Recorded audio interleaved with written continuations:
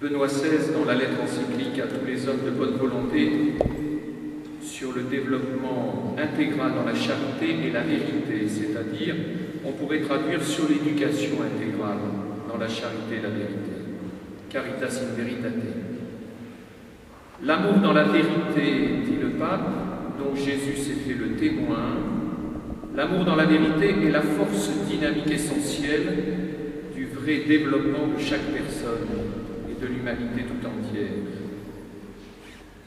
L'amour est une force qui a son origine en Dieu, amour éternel et vérité absolue. Jésus-Christ purifie et libère de nos pauvretés humaines. La recherche de l'amour et de la vérité, c'est notre vocation d'aimer nos frères dans la vérité du dessein d'amour de Dieu. C'est notre vocation d'éduquer nos frères dans la vérité du dessein de Dieu. Le pape plus loin dit ceci, ce chemin exigeant, donc l'éducation est un exercice difficile, point d'interrogation, ce chemin exigeant est en même temps un chemin de joie profonde, car l'amour trouve sa joie dans ce qui est vrai, selon la première lettre de Paul aux Corinthiens, chapitre 13. Parler de l'éducation aujourd'hui est important, sans doute parce que notre société occidentale est en difficulté sur ce terrain. Elle ne cesse d'envoyer des signes contradictoires. À la fois, on vise à libérer les êtres ou à se libérer soi-même de toute contrainte, et en même temps, on ressent le besoin de règles pour le bien commun. À la fois, beaucoup parlent des valeurs communes, mais très peu approfondissent réellement la question. Il ne suffit pas à dénoncer ces valeurs si on apprend ensuite à les détourner allègrement. Par exemple, on va parler facilement de l'honnêteté, mais si on peut tricher sans être vu, on le fait, à commencer par la conduite en voiture. Ce soir, je ne peux aborder toutes les questions touchant le vaste domaine de l'éducation.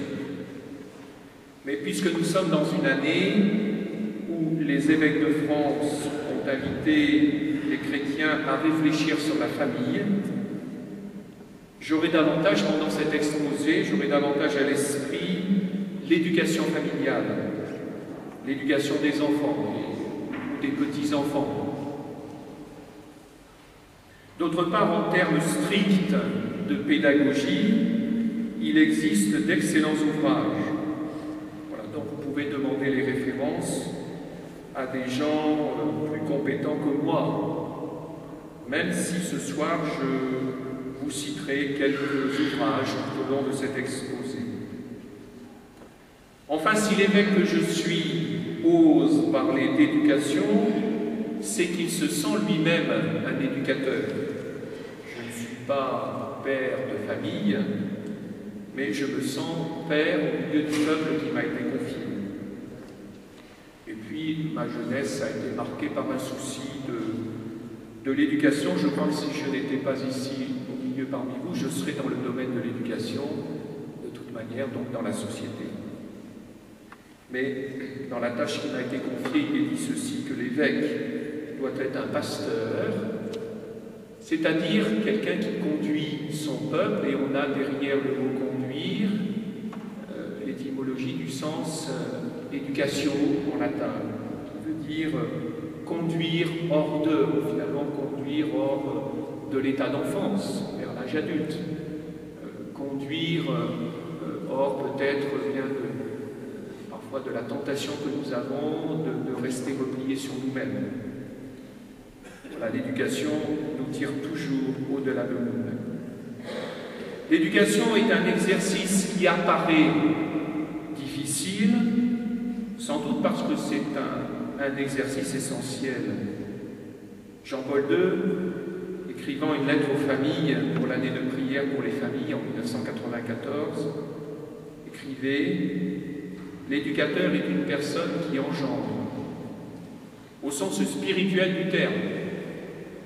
Donc on n'est pas là, être parent, ce n'est pas être seulement géniteur. On le voit bien aujourd'hui d'ailleurs dans la société où l'on est, avec les multiples facilités pour être géniteur. Ce n'est pas être géniteur, mais c'est engendrer spirituellement. Vous pouvez trouver ça au numéro 16 de la lettre aux familles de Jean-Paul II. Et le pape dit encore, l'éducation peut être considérée comme un véritable apostolat. Et Jean-Paul II rappelle entre autres que les parents sont les premiers et les principaux éducateurs de leurs enfants. Il insiste en disant, ils sont éducateurs parce que parents. Aujourd'hui, c'est intéressant parce que parfois, ça peut être la tentation de parents de se décharger sur l'école, par exemple, à laquelle on va tout demander. L'école, elle est faite pour enseigner, mais elle n'est pas... Le premier rôle d'éducation revient aux parents. Je cite aussi la déclaration du Concile sur l'éducation chrétienne. Donc, dans les textes du Concile, il y a une déclaration qui a été faite par tous les évêques du monde et qui dit ceci: le but que poursuit la véritable éducation est de former la personne humaine. Alors, ce qui est intéressant, vous allez voir, il y a 3 points. Donc, former la personne dans la perspective de sa fin suprême. C'est-à-dire que l'éducation vraie va toujours avoir à l'esprit la fin ultime de l'homme. Voilà. C'est-à-dire, est-ce que je vais éduquer mes enfants pour l'immédiat, ou bien avec vraiment, au fond de moi, la fin ultime qui nous attend tous. Bien sûr, je m'adresse à des chrétiens en disant cela. Le Concile dit encore, donc il s'agit de former la personne humaine et dans la perspective de la fin suprême de l'homme, en même temps que du bien des sociétés. C'est-à-dire éduquer participe au bien commun de l'humanité. Et au fond, si quand notre société va moins bien, c'est peut-être parce que l'éducation est en panne. Et le Concile continue, donc, perspective de la fin suprême de l'homme, bien des sociétés, dont l'être humain est membre et dont, une fois devenu adulte, il aura à partager les obligations. Éduquer, c'est rendre celui qu'on éduque responsable du bien commun. Donc on est là bien au-delà des replis qui sont les tentations modernes, où il suffirait de viser à l'épanouissement personnel. Et au fond, quelqu'un pourrait dire, mais je l'ai bien éduqué, regardez comme il est épanoui. Mais si c'est pour un épanouissement égoïste, eh bien l'éducation est tronquée. Alors on va revenir aux sources. Quelles sont les sources de l'éducation? Pour nous chrétiens, il nous faut regarder celui qui pour nous reste, demeure le premier éducateur. Jésus. Jésus est vraiment un modèle pour nous, que nous soyons parents, grands-parents ou éducateurs d'autre manière. Dieu a voulu naître dans une famille humaine, avec un père et une mère, pas avec 2 parents du même sexe, mais avec un père et une mère. L'Évangile nous dit qu'à Nazareth, Jésus a grandi en taille, en grâce et en sagesse aux yeux des hommes. Même s'il était Dieu fait homme, même s'il était le Verbe, la parole de Dieu faite chair, il n'empêche que l'éducation que Jésus a reçue de ses parents, Marie et Joseph, et de son milieu rural de Nazareth, l'ont façonné pour sa mission future. L'Évangile nous dit d'ailleurs que Jésus était soumis à ses parents.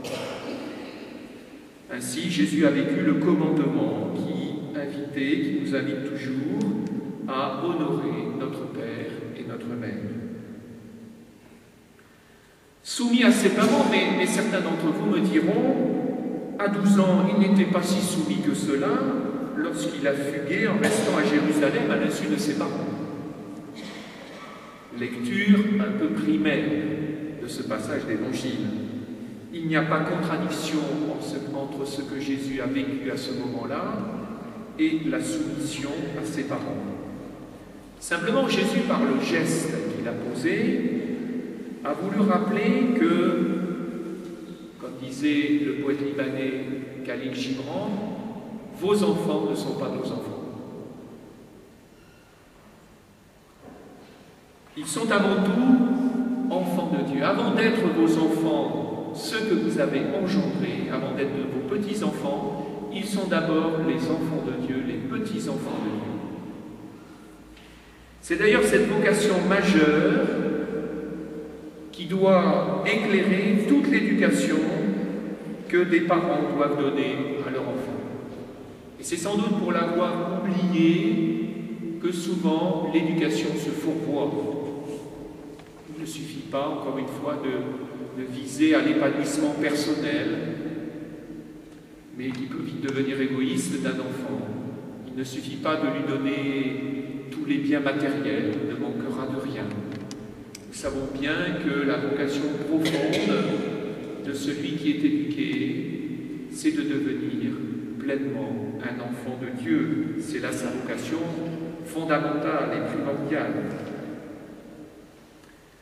On peut être surpris aussi quand on lit l'Évangile par les paroles de Jésus à Marie sa mère. Et là, Jésus nous montre également un bel exemple. Il refuse de se laisser enfermer par des sentiments trop humains. Vous vous souvenez, Jésus est là au milieu de ses disciples et on lui dit « Ta mère et tes frères sont là dehors et ils cherchent à te voir. » Réponse de Jésus « Ma mère et mes frères. » Ce sont ceux qui écoutent la parole de Dieu et qui la mettent en pratique. Jésus rappelle à ce moment-là ce qu'est la véritable paternité, la véritable maternité. Heureux les enfants qui ont des parents qui écoutent la parole de Dieu et qui la mettent en pratique. C'est vraiment là la meilleure éducation que ces parents ou grands-parents peuvent donner à leurs enfants ou à leurs petits-enfants. Pensons encore à ce moment où une femme dit à Jésus « Heureuses les entrailles qui t'ont porté et les seins que tu as sucés. » Réponse de Jésus « Heureux plutôt ceux qui écoutent la parole de Dieu et l'observent. » Il ne suffit pas d'avoir donné la vie, il ne suffit pas d'avoir nourri et donné un toit. Heureux plutôt ceux qui écoutent la parole de Dieu. Voilà un fondement éducatif essentiel. Écoutons Benoît XVI dans Caritas in Veritate, donc sa dernière encyclique de 2009 sur l'amour dans la vérité. Paragraphe 3. Dépourvu de vérité, l'amour bascule dans le sentimentalisme. L'amour est alors la proie des émotions. Et le pape dit, la vérité, alors la vérité c'est Dieu lui-même. Dieu est vérité. Et Jésus dira, je suis le chemin, la vérité et la vie. La vérité, dit le pape, libère l'amour des étroitesses de l'émotivité. Nous pouvons très vite nous laisser prendre dans l'éducation par les sentiments, par l'émotion, mais tellement nous y appesantir dès que nous y restons et que très vite, eh bien, nous tournons court. Il ne suffit pas de faire des grosses mises à ses petits-enfants. Il ne suffit pas même de leur manifester de la tendresse physique. Nous savons bien que l'éducation est au-delà. Alors Marie, invitée par son Fils, ira jusqu'à la croix, jusqu'à son cœur transpercé, pour accepter au-delà de sa maternité charnelle, la véritable maternité qu'est la maternité spirituelle, qui sera désormais la maternité de Marie jusqu'à la fin des temps.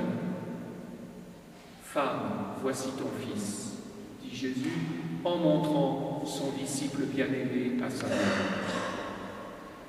Et combien cette parole ici retentit pour nous d'une manière singulière dans ce sanctuaire Notre-Dame des miracles. La Vierge Marie ne cesse de nous dire « Faites tout ce que mon fils vous dira ». Elle aussi est éducatrice. Elle pourrait nous materner, au mauvais sens du mot. Non, elle montre son fils. Et le fils montre la mère. Voici ta mère. Voilà. Aucun d'eux, Jésus ou Marie, ne cherche à nous garder pour lui-même. Voilà la véritable éducation.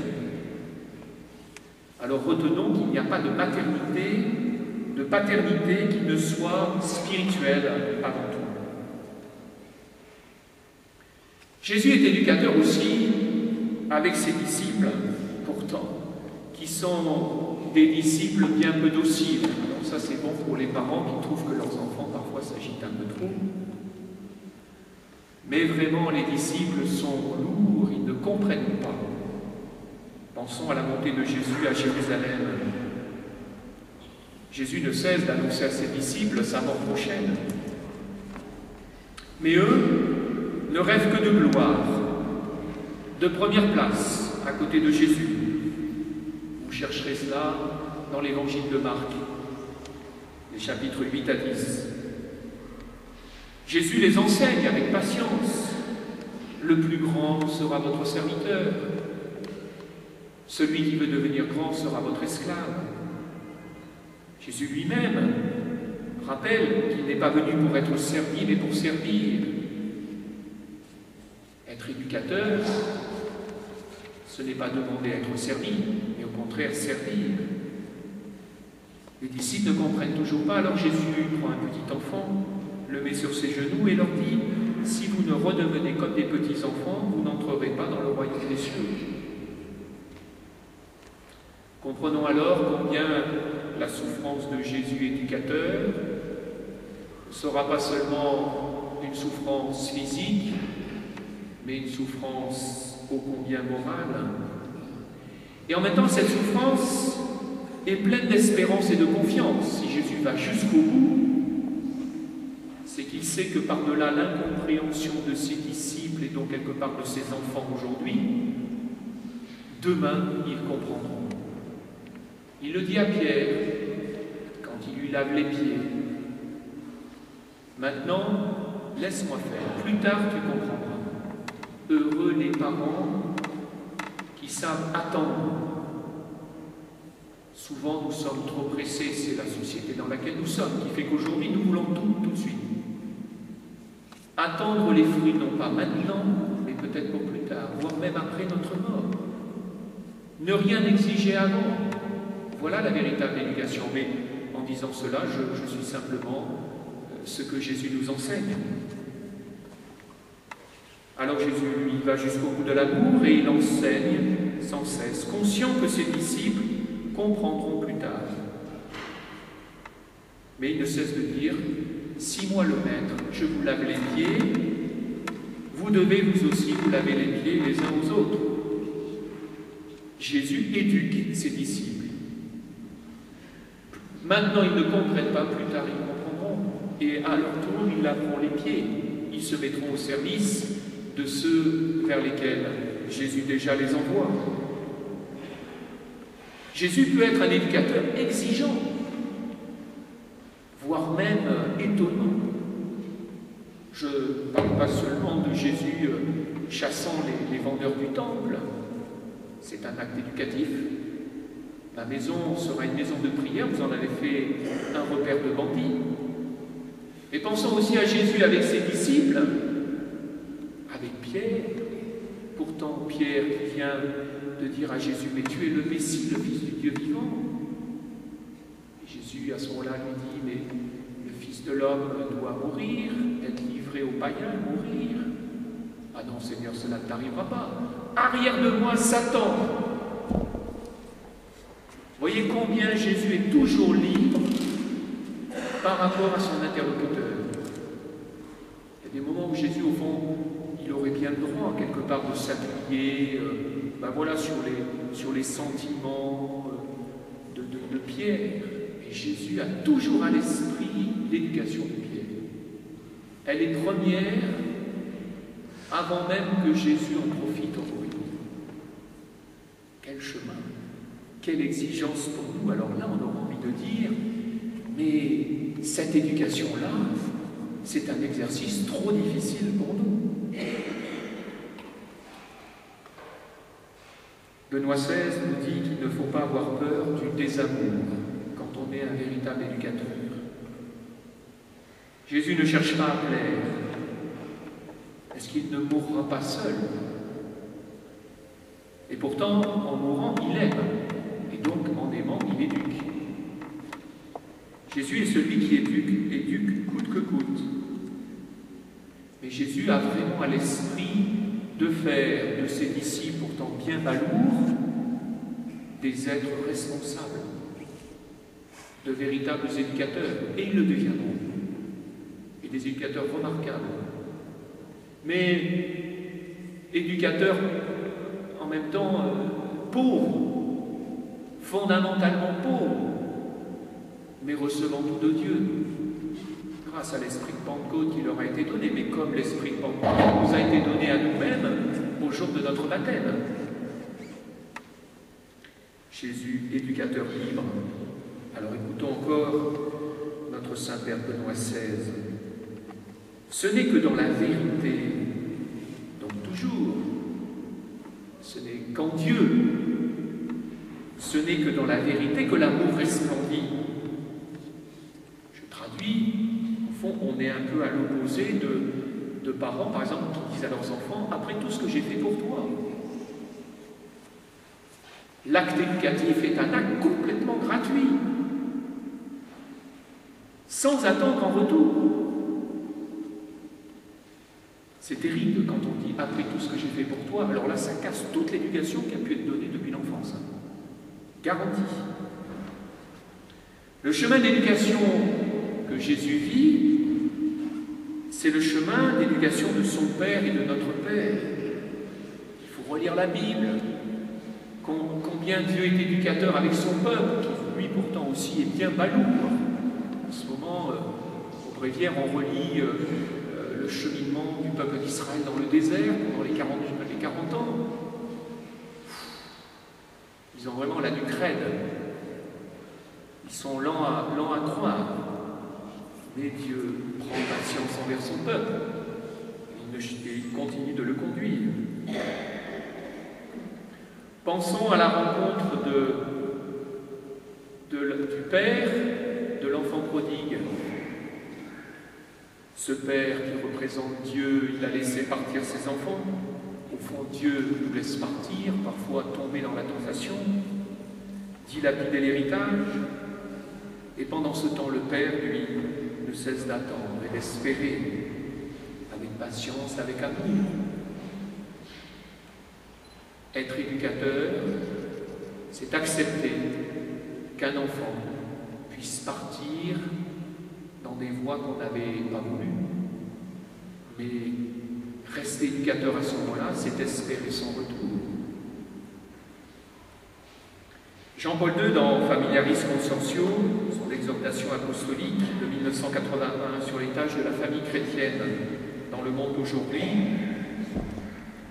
dit ceci, alors c'est les numéros 36 à 40, ce sont des très belles pages sur l'éducation.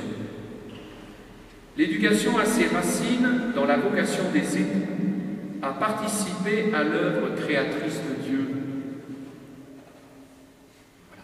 Redevenir dans les sentiments de Dieu, voilà ce qui est demandé aux éducateurs chrétiens. La famille, dit-il encore, est la première école de la vie sociale. Petite cellule de la société, la famille. Le devoir d'éducation, je vous donne quelques petits florilèges. Le devoir d'éducation pour les parents, continue Jean-Paul II, est essentiel, primordial, irremplaçable. Voilà.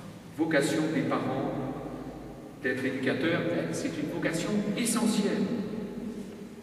Mais, rappelle Jean-Paul II, et ça rejoint tout à fait Jésus éducateur, la loi qui guide la famille, c'est le don de soi. Tant qu'on n'a pas tout donné, eh bien on n'est pas un vrai éducateur. Je traduis, mais Jésus nous montre ce chemin. Être Être éducateur, c'est être prêt à donner sa vie pour ceux qu'on veut, entre guillemets, éduquer, à la suite de Jésus. La source, et encore Jean-Paul II, c'est le sacrement de mariage. Parce que ce sacrement rappelle l'amour du Christ pour son Église. Vous savez, hein, c'est tout le sens du sacrement de mariage. L'homme quittera son père et sa mère, s'attachera à sa femme, tous deux ne feront plus qu'un. Et Saint Paul commente, ce mystère est grand, ce sacrement est grand.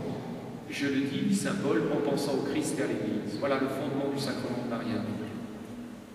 Donc les époux sont appelés à s'aimer comme le Christ aime l'Église.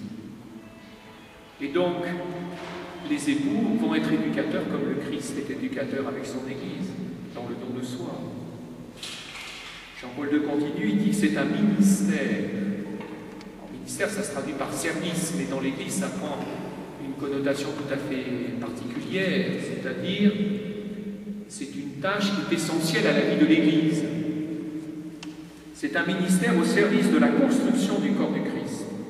Alors concrètement, ce ministère, il va falloir qu'il s'abreuve à la prière, au sacrement, à la lecture de la parole de Dieu, à la connaissance du catéchisme de l'Église et donc à la transmission de ce catéchisme de l'Église. La famille, dit encore Jean-Paul II, c'est la première communauté éducative, mais qui est appelée à collaborer avec d'autres instances éducatives, communauté chrétienne, école, etc. Alors, frères et sœurs, l'éducation, un exercice difficile. Je vous cite Christine Ponsard, qui est morte il y a quelques années, qui a écrit beaucoup de chroniques dans la revue Famille chrétienne. Et il y a un livre qu'on m'a passé qui s'intitule, donc de Christine Ponsard, L'éducation, une histoire d'amour, aux éditions Édifa. Quelques florilèges. Donc à vous, alors évidemment, parce que je vous en ai tellement dit, vous dites, mais c'est impossible. Comment être éducateur aujourd'hui? Alors elle dit, en éducation, il n'existe pas de recette. En nous confiant nos enfants sans le mode d'emploi correspondant, Dieu a seulement voulu nous associer à son œuvre de créateur et de père. Voilà. Il n'y a pas de mode d'emploi. Et puis les parents qui ont plusieurs enfants, ils se disent, ben voilà, en plus ce qu'on a essayé de vivre pour l'un, ça ne marche pas pour l'autre. Voilà. Chaque fois, il faut s'adapter selon bien, les enfants, leur caractère, peut-être leur place dans la fratrie, etc. Voilà, mais Dieu a voulu nous associer à son œuvre de créateur et de père. Il a voulu, continue-t-elle, que nous usions de toutes nos capacités humaines, mais, dit-elle, soutenus par la grâce. Elle dit, il est toujours à nos côtés. Ça, c'est très important.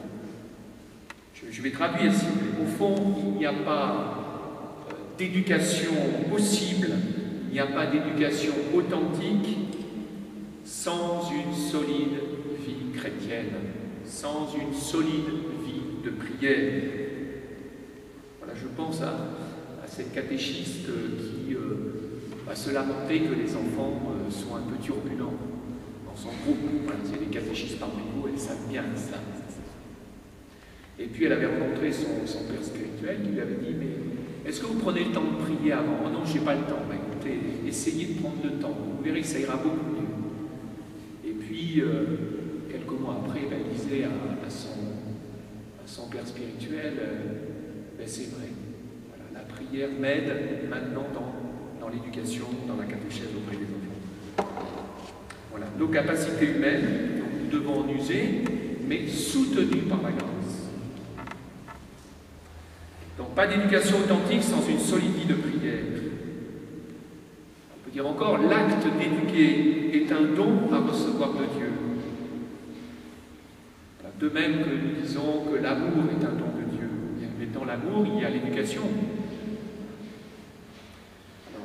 Je pense à ce que dit saint Paul dans la lettre aux Romains, quand il dit « L'amour de Dieu a été répandu dans nos cœurs par l'Esprit Saint qui nous a été donné. » Tout est mis là-dedans.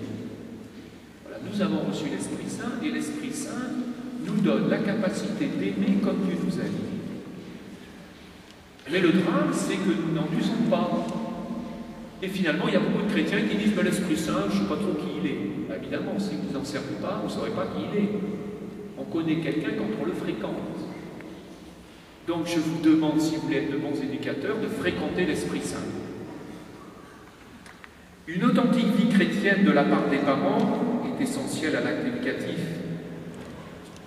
Et le but, au fond, c'est que ce soit à travers nous, comme éducateurs, le but, c'est que Jésus éduque à travers nous.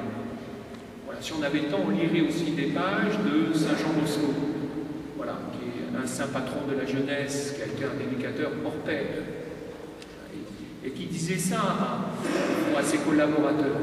Le but, c'est que vraiment, à travers nous, ce soit l'amour de Jésus qui passe. Je continue. Quelques points d'appui encore. Si nous voulons que l'éducation soit féconde, je vous en supplie, ne fermez pas vos enfants et vos petits-enfants sur un cercle restreint. Il y a des parents comme ça, ils veulent les protéger d'un monde qui serait mauvais. C'est le plus sûr moyen pour qu'un jour, ils passent la frontière pour aller voir ce qu'il y a de l'autre côté, tôt ou tard. N'ayez pas peur d'être des parents ou des grands-parents pleinement intégrés dans la vie de la cité. C'est pas moi qui le dis, c'est Benoît XVI, en Caritas in Veritate.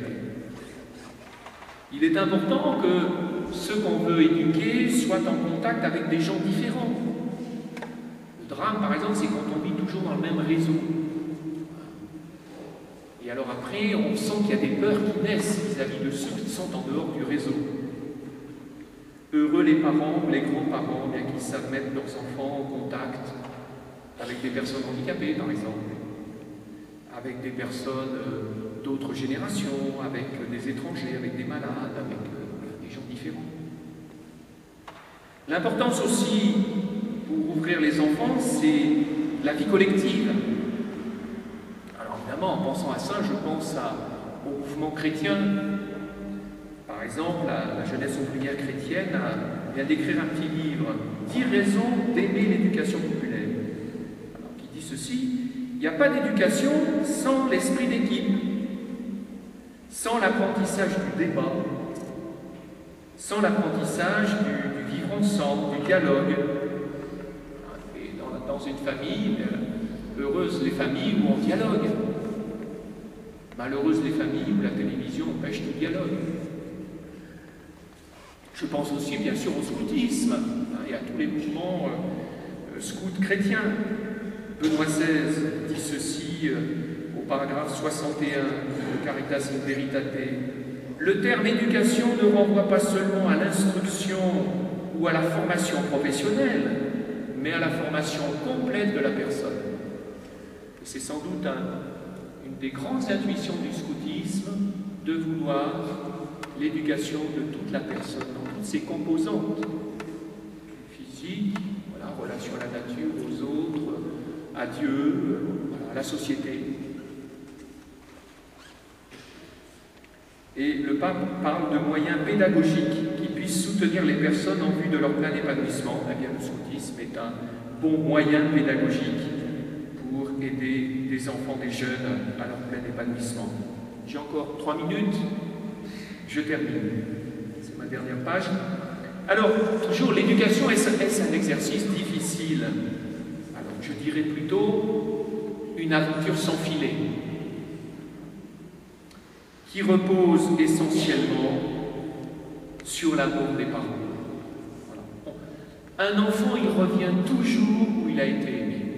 Si vraiment il a été aimé, comme dit le pape, en vérité, pas dans un vague sentimentalisme, mais vraiment où il a senti que des gens étaient prêts à se donner pour lui. Quand des enfants sentent que les parents se donnent pleinement, alors là, peu à peu, l'amour va s'éveiller en lui. Je vous invite à écouter le cardinal archevêque de Paris, André 23, qui est un bon spécialiste de la famille.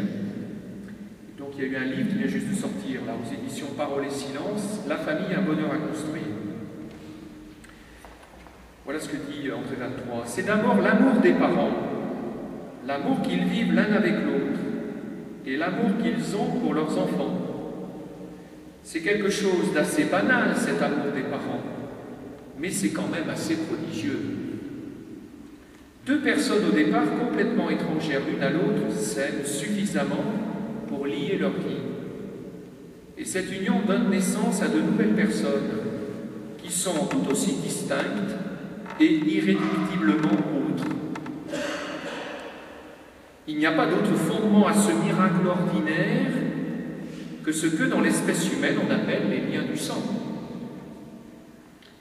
C'est pourquoi il est si précieux que les enfants puissent être les fruits du mariage de leurs parents. C'est le socle. Voilà quelque chose qui doit nous amener à réfléchir au moment où il y a la révision des lois bioéthiques. Et on voit bien qu'aujourd'hui, de fait, il peut être facile d'engendrer des enfants en dehors du mariage. Eh bien, ce serait dramatique parce qu'il est important que les enfants soient les fruits du mariage de leurs parents. Voilà. Quand on sait que notre origine repose non pas sur un acte technique, mais sur l'amour, c'est quand même autre chose. Je voudrais aussi, pour terminer, vous parler d'Edith Stein. Donc cette juive convertie, grande philosophe, enseignante, devenue carmélite, morte à Auschwitz en 1942, qui est donc sainte, déclarée sainte par Jean-Paul II, et qui en même temps est copatronne de l'Europe, avec notamment Saint Benoît, Sainte Brigitte de Suède, etc. Un jour, je le pense, elle sera docteur de l'Église. Edith Stein donc, a été elle-même éducatrice enseignante. Elle a été une éducatrice hors pair. Et elle a écrit des pages admirables sur l'éducation. Alors en ce moment, on a de plus en plus de traductions, parce que évidemment c'est en allemand, donc on a de plus en plus de traductions, et donc les livres sur Edith Stein arrivent, et je crois que c'est un grand trésor pour l'Église aujourd'hui. Je vous cite notamment un livre d'Éric de Russe, donc qui date de 2008 aux éditions Ad Solem, L'art d'éduquer selon Edith Stein. Dans une lettre adressée à une amie en 1930, Edith Stein écrit « Je ne doute pas que la prière et le sacrifice ne soient d'un plus grand poids que tout ce que nous pourrions dire. » C'est intéressant pour l'éducation, je répète. Je ne doute pas que la prière et le sacrifice ne soient d'un plus grand poids que tout ce que nous pourrions dire. Alors elle m'a même employé un mot extrêmement fort, mais je la cite. Parfois, alors j'imagine les parents avec leur ado. Bon. Tandis que la discussion s'avère impuissante, la pressante nécessité de l'holocauste personnel s'impose à moi. Il faut digérer, je répète. Tandis que la discussion s'avère impuissante, la pressante nécessité de l'holocauste personnel s'impose à moi. On pourrait traduire au fond la pressante nécessité d'aimer jusqu'au bout s'impose à moi. Et donc dans le don total de moi-même à la suite de Jésus, premier éducateur. On voit tout cela, où cela nous amène-t-il? Alors Benoît XVI. Le développement, une phrase admirable dans Caritas in Veritate, une des phrases un peu fondamentales de cette encyclique. Donc le développement de la personne, ça veut dire qu'on peut dire l'éducation. Le développement a besoin de chrétiens qui ont les mains tendues vers Dieu, dans un geste de prière, conscient du fait que l'amour riche de vérité, Caritas in Veritate, donc conscient du fait que l'amour d'où procède l'authentique développement n'est pas produit par nous, mais nous est donné. Pourquoi nous prier? Pour être de bons éducateurs, parce que l'acte d'éduquer va nous être donné par Dieu. Et alors je voudrais terminer, vraiment je vais vous laisser là-dessus, sur un passage de Sainte Thérèse de l'Enfant Jésus, le jour où on lui confie une mission d'éducation. Donc elle est au Carmel, on lui fait faire un peu une prolongation au noviciat, il y a des élections un peu difficiles entre celle qui va être avec la mère prieure Marie de Gonzague et puis la propre sœur de Thérèse. Et finalement, Mère Marie de Gonzague élue garde tous les pouvoirs dans le Carmel. Alors oui, ça peut nous rassurer quand on a des problèmes parfois dans nos paroisses, de pouvoir. Et même dans un Carmel, ce qui n'a pas empêché toutes ces filles de marcher dans la sainteté. Et donc, Mère Marie de Gonzague, en même temps, comme elle ne veut pas tout faire, tout en ayant tous les pouvoirs, alors elle va laisser faire Thérèse. Elle va lui demander même de s'occuper des novices. Et Thérèse, toute jeune, va être une éducatrice hors pair. Mais vous allez voir sur quoi repose son acte d'éduquer. Ça, c'est très intéressant. On trouve ça au manuscrit C, au folio 22, verso. Certains m'ont déjà entendu dire ce passage, mais je le trouve tellement beau, et il dit tellement de choses pour nous. Donc Thérèse, on va lui confier les novices. Alors on commence par dire, je vis tout de suite que la tâche était au-dessus de mes forces. Heureux les parents qui, de fait, se sentent un peu fragiles, finalement, pour éduquer leurs enfants. Voilà, je suis trop petite pour nourrir vos enfants, dit-elle à Dieu. Mais si vous voulez leur donner par moi ce qui convient à chacune, alors remplissez ma main. Et moi, à ce moment-là, je pourrai donner vos trésors à l'âme qui viendra me demander sa nourriture. Vous voyez, conscience de sa faiblesse, et en même temps, une confiance absolue en Dieu qui peut lui donner ce qu'il faut pour éduquer ses sœurs. Alors, vous allez voir la finale, c'est extraordinaire. Donc, elle écrit à Mère Marie de Gonzague, elle lui dit, « Ma mère, depuis que j'ai compris qu'il m'était impossible de rien faire par moi-même, la tâche que vous m'avez imposée ne me parut plus difficile. J'ai senti que l'unique chose nécessaire était de m'unir de plus en plus à Jésus et que le reste me serait donné par surcroît. » Et alors elle commente, elle dit, « Jamais mon espérance n'a été trompée.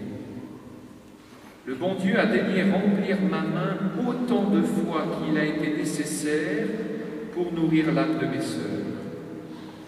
Je vous avoue, mère bien-aimée, que si je m'étais appuyé le moins du monde sur mes propres forces, je vous aurais bientôt rendu les âmes. » Ce passage, je vous invite tous à le méditer si vous voulez être éducateur. Vous chercherez un manuscrit autobiographique de Sainte Thérèse, que vous devriez tous avoir ce livre dans votre bibliothèque. Vous irez chercher au manuscrit C, folio 22, un verso. Et vous voyez cette conscience de Thérèse, sans Dieu je ne peux rien faire. Mais Jésus le dit, sans moi vous ne pouvez rien faire. Vous pouvez traduire, sans moi vous ne pouvez pas éduquer. Ça nous donne à réfléchir. Voilà. L'acte éducatif, finalement, reçu comme un don de Dieu. Et parce que Dieu va nous donner la force d'éduquer, alors à ce moment-là, oui, nous pourrons aller jusqu'au don total de nous-mêmes à la suite du Christ. Non pas en nous appuyant sur nos propres forces, parce que nous savons combien elles sont faibles, mais sur Dieu qui donne tout à ses amis.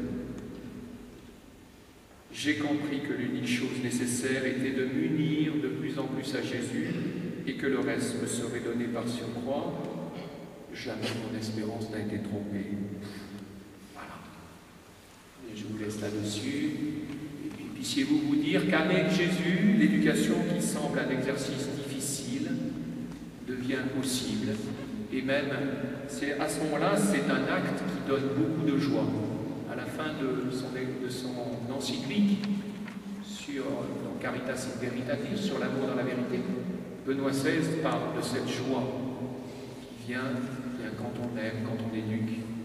Il y a une joie, on voit d'ailleurs la joie de Jésus qui exulte à un moment donné en disant « Père, je te rends grâce, ce que tu as caché au sage et au savant, tu l'as révélé aux tout petits. » La joie de Dieu, de Jésus, de voir que les tout petits nous sommes tous appelés à être, eh bien se tournent vers lui, finalement, pour lui demander son aide.